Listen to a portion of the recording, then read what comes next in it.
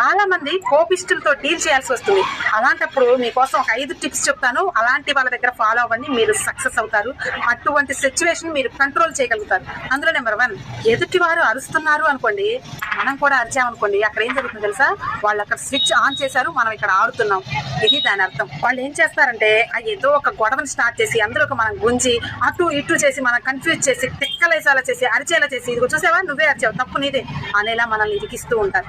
కాబట్టి మనం వాళ్ళు ఆడినట్టు ఆడకండి. ఇక నెంబర్ 2, అక్కడ వాళ్ళు అరుస్తున్నారు అంటే మీరు ఇక్కడ వాయిస్ తగ్గించాలి. ఏమైంది, ఏంటి ప్రాబ్లం అంటూ స్లోగా మాట్లాడాలి. Never raise your voice. మీ వాయిస్ని ఎంత కంట్రోల్లో ఉంచుకుంటారో అక్కడ సిచ్యువేషన్ కంట్రోల్లో తెచ్చుకోగలుగుతారు. నెంబర్ 3, మీపై వాళ్ళు అరుస్తూ బాగా ఎక్స్ప్రెషన్స్ ఇస్తూ ఉంటారు. నిన్ను అది చేస్తా ఇది చేస్తా అనుకుంటూ కళ్ళు పెద్దగా చేసుకుంటూ ఫేస్ మొత్తం పెద్దగా చేసుకుంటూ ఎక్స్ప్రెషన్స్ ఇస్తూ ఉంటారు. కానీ మీరు ఆ ఎక్స్ప్రెషన్స్ గుర్తించి మీ ఫేస్లో ఎక్స్ప్రెషన్స్ తగ్గించండి.